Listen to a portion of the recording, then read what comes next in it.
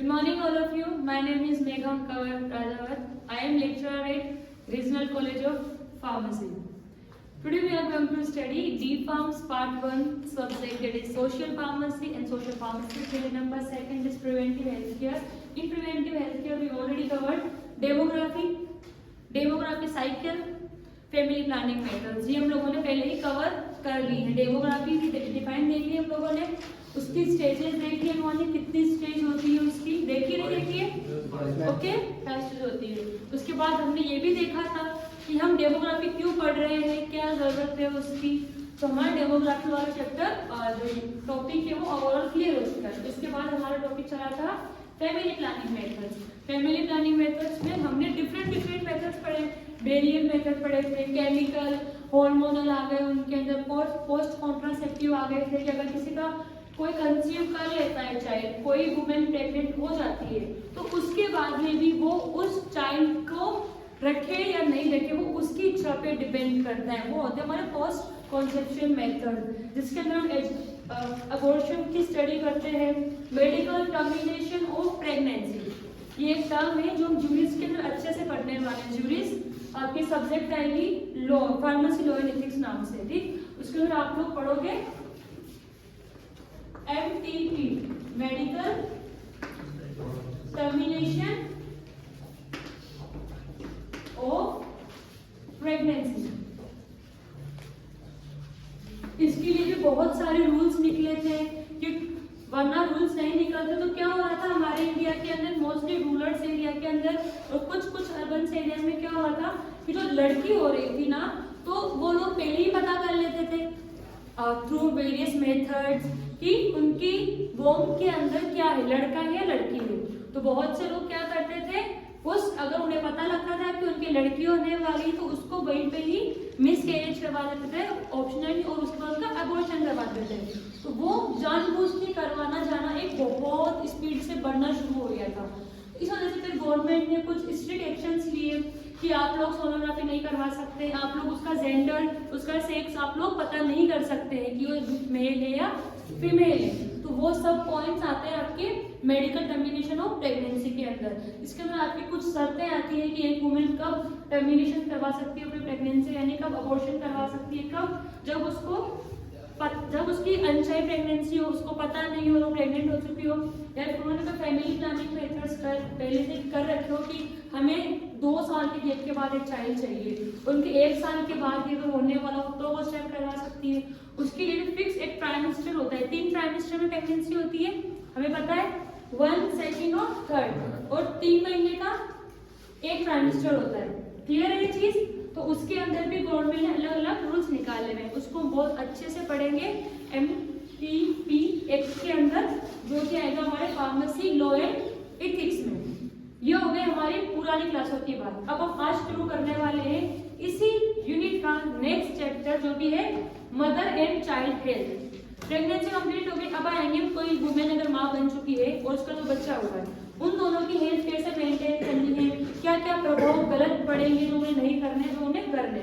सबसे पहले हम बात करेंगे एक बच्चे के लिए और माँ के लिए, दोनों में जो ब्रेस्ट फीडिंग होती है। ब्रेस्ट फीडिंग इसका मतलब क्या होता है, जो माँ अपने बच्चे को दूध पिलाती है उस प्रोसेस को हम बोलते हैं ब्रेस्ट फीडिंग। भी वो क्यों जरूरी होती है, या फिर अगर बोतल से बच्चे को दूध पिलाया तो वो क्यों खराब है या फिर सही है या खराब है, क्या है। सबसे पहले हमने देखा था कि जो फर्स्ट मिल्क होता है, जो मदर का फर्स्ट मिल्क होता है आफ्टर द प्रेगनेंसी कंसीव, और जो बच्चे की डिलीवरी के बाद में, उसको क्या बोलते हैं, कोलेस्ट्रॉल। ठीक, हमने कुछ ओवरव्यू देखा था एंटीबॉडीज का, IgE, इसमें बहुत ज्यादा अमाउंट के अंदर प्रेजेंट होती है। तो अगर इम्यूनिटी, इम्यूनोग्लोबिन एजेंट्स, एंटीबॉडी अगर प्रेजेंट होंगे तो इतनी सी बात है कि वो उस बच्चे के शरीर को अच्छे से डेवलप करेगी, अच्छे से ग्रोथ प्रोवाइड करवाएगी, ठीक है। तो हमें कुछ इसके बेनिफिट्स देखने कि बेनिफिट्स क्या हो सकते हैं। पहला हो सकता है कि ये वैक्सीन जो आपकी लगती है अलग अलग तरह की बीमारियों से बचा सकता है। कैसे बचाएगा बीमारियों से, जैसे कि मैंने बताया कि इसमें IgE होता है, उसके अलावा और भी एंटीबॉडीज होती है। हमने क्या पढ़ा था, बीमारी कैसे होती है, किसी भी पर्सन को, चाहे बच्चा हो, चाहे बूढ़ा हो, चाहे लड़की हो या लड़का हो, चाहे जानवर हो, ठीक है। बीमार कैसे होगा? दो चीजें होगी, एक होगा एंटीबॉडी, दूसरा होगा एंटीजन। एंटीबॉडी हमारे शरीर के अंदर बन रही है या फिर हम बाहर किसी और सोर्स से ले रहे हैं, उसमें जैसे कि माँ का दूध हो गया, ठीक है, इन चीजों से ले रहे हैं। दूसरा होगा एंटीजन। एंटीजन क्या होते हैं? वो हमारे खिलाफ होते हैं, ठीक है, वो बाहर की चीजें होती है जो कि हमारे शरीर में एंट्री लेती है किसी भी चीज के थ्रू। चाहे किसी ने छींक दिया तो उसकी छींक किसी और के पास आ गई, बोलते हैं ना कि कोई छींके तो हाथ कवर करना चाहिए। कम्युनिकेबल डिजीज, हमने एक शब्द सुना होगा, कम्युनिकेबल डिजीज। जब कोरोना आया था ना, तब बहुत ही वर्ड फेमस हो रहा था।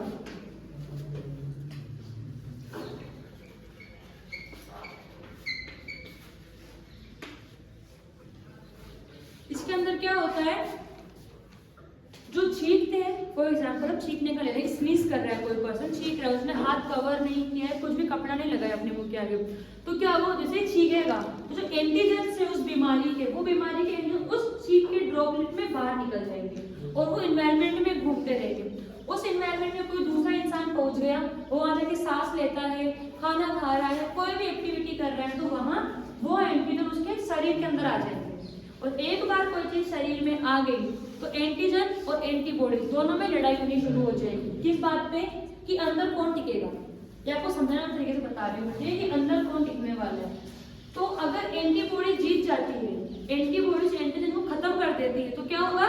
हम बीमार नहीं पड़ेंगे। या फिर किसी कारणवश वो एंटीजन जो बाहर से आई चीज है, जो फॉरेन एलिमेंट है, ठीक है, जो एंटीजन क्या है? फॉरेन चीज है, बाहर से हमारे शरीर की नहीं है, किसी भी कंडीशन से वो जीत गया, एंटीबॉडी से एंटीजन जीत गया, तो क्या होगा?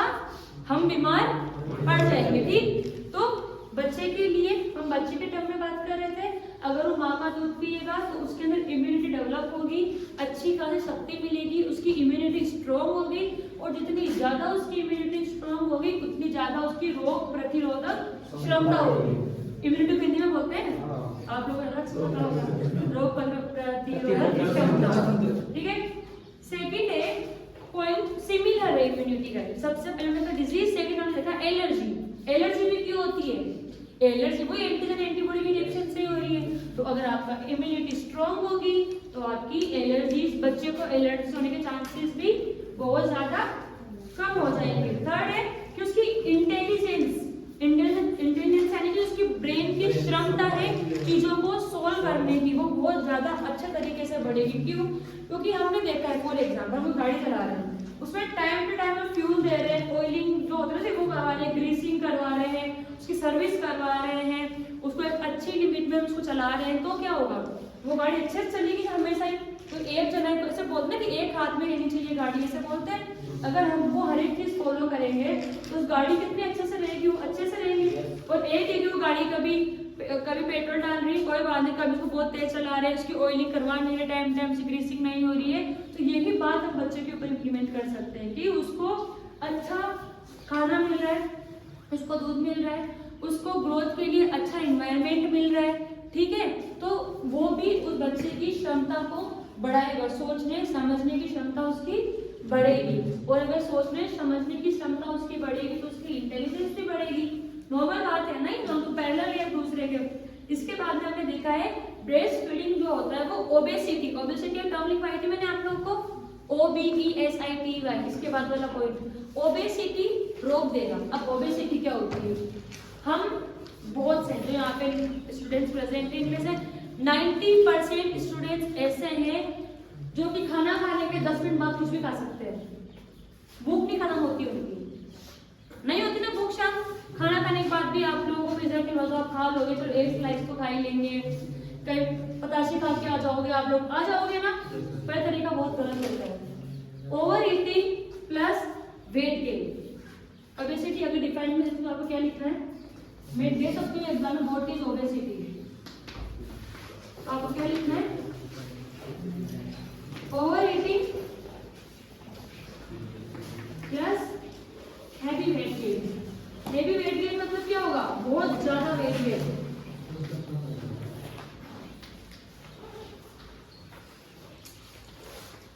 Due to unhealthy practices.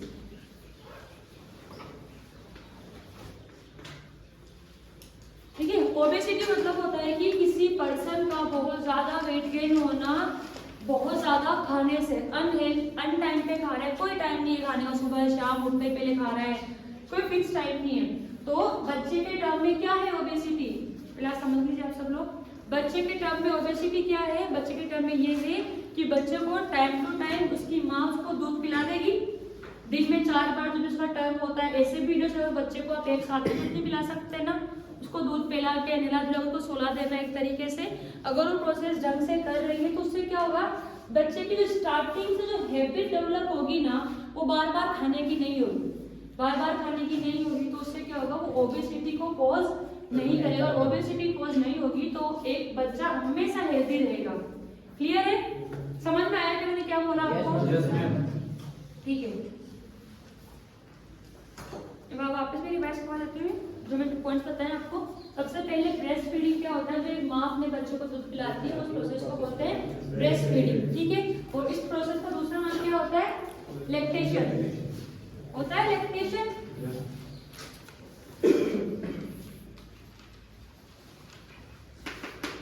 Lactation वो प्रोसेस होती है जिसके अंदर एल्वोलाइज होती है, आपके ब्रेस्ट में एल्वोलाइज पुश अप होकर उस वजह से आपके जो मिल्क है उसका सिक्रेशन स्टार्ट हो जाता है। ठीक है, तो वो होती है आपकी लैक्टेशन। ब्रेस्ट फीडिंग होगी। अब ब्रेस्ट फीडिंग एक माँ बच्चों को करवाएगी, ठीक, क्यों करवाएगी, कभी करवाने के इफेक्ट्स क्या है, इसकी इंपॉर्टेंस क्या है, इसकी बेनिफिशियल इफेक्ट्स क्या है। सबसे पहला तो डिजीज डेवलप नहीं करेगा, सेकंड एलर्जीज डेवलप नहीं होगी, थर्ड उसकी ब्रेन की इंटेलिजेंस बढ़ेगी, फोर्थ उसकी ओबेसिटी कंट्रोल में रहेगी। तो ये हमारे इसके इंपॉर्टेंट इफेक्ट। ठीक है, अब यही बेनिफिशियल इफेक्ट मदर के लिए क्या होंगे, बच्चे के तो हमने पढ़े, माँ के क्या होंगे, माँ के ये होंगे कि जो एक स्ट्रेस लेवल डेवलप रहता है during that 9 months of pregnancy, उससे उसको रिलीव होने में बहुत हेल्प मिलेगी। हम सब लोगों ने सुना होगा कि किसी के शरीर में बहुत ज्यादा ऐसे दर्द होता है ना, कहीं पे से स्टैम्प्स वगैरह आ जाते हैं शरीर के अंदर, वो स्पा करवाने जाता है या फिर हम लोग मसाज करवाते हैं अपने शरीर के, तो उससे क्या होता है, उसको बहुत रिलैक्सेशन मिलता है और वो उस दर्द को भूल जाता है उस टाइम पे।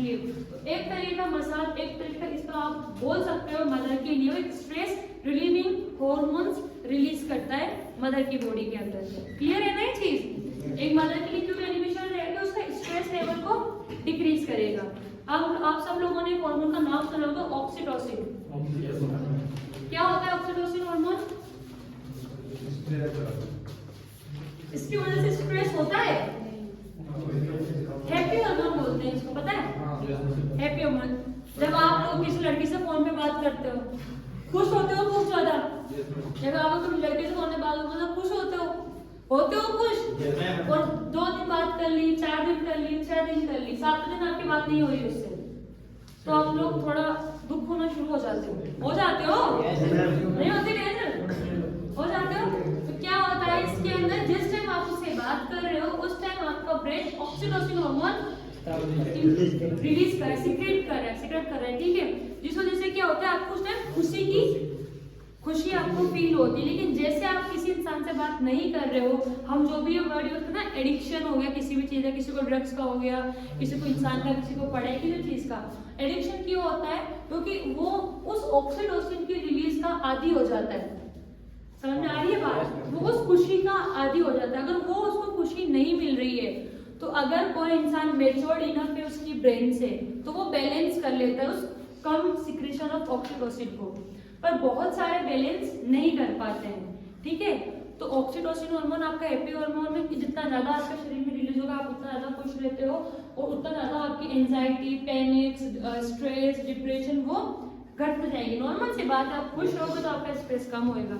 ठीक है ना, तो एक मदर के लिए भी एक स्ट्रेस को कम करना बहुत जरूरी होता है। 9 मंथ के जो उसका चलता है पीरियड वो बहुत लंबा होता है, और ड्यूरिंग ब्रेस्ट फीडिंग वो ऑक्सीटोसिन के रिलीज को बहुत हेल्प करता है, और उस वजह से मदर का आपका स्ट्रेस लेवल कम होता है। इसके अलावा होता है पोस्टपार्टम डिप्रेशन होता है, कि बहुत सी वुमेन्स को क्या होता है आफ्टर डिलीवरी वो एक अजीब से डिप्रेशन में चल जाती है, उसका कोई रीजन नहीं होता है, वो हार्मोनल चेंजेस की वजह से होता है। ठीक है, बहुत बार ऑक्सीटोसिन है, मैंने बताया ना हार्मोन एक तरीके का ही है, इसका कम ज़्यादा होगा उससे आपका स्ट्रेस पे लेवल पे डिपेंड करता है। तो बहुत बार आफ्टर पोस्टपार्टम मतलब होता है पोस्टपार्टम, PARTUM, इसका मतलब होता है आफ्टर डिलीवरी, पोस्टपार्टम डिप्रेशन। आप जाके सर्च भी करेंगे अगर इस चीज़ को तो आपको पता लगेगा चीज़, जैसे कि एक फेमस एक्ट्रेस है इलियाना डिक्रूज, शायद यही नाम है उसका, अगर आप उसका केस स्टडी देखेंगे तो वो पोस्टपार्टम डिप्रेशन में चल गई। ऐसा कोई रीजन नहीं होता है,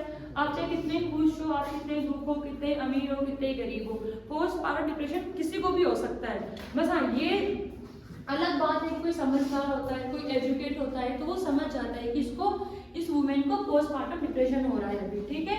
और जो नहीं होते हैं, जो अपने रूरल एरियाज के बोलने वाले इंसान होते हैं, वो समझते हैं कि तो कोई क्या बोलते हैं भूत आ गया, ऐसा कुछ हो गया, सामने आ रही है ना बात। इसीलिए एजुकेशन बहुत जरूरी है, इसलिए हम चीजें पढ़ रहे हैं कि कोई हमारी फैमिली में ऐसा हो, कोई आसपास हमारे ऐसा हो, तो उसको जाके बता पाए कि ये इसकी फेज है और ये फेज एक टाइम बाद खत्म हो जाएगी धीरे धीरे धीरे धीरे, ठीक।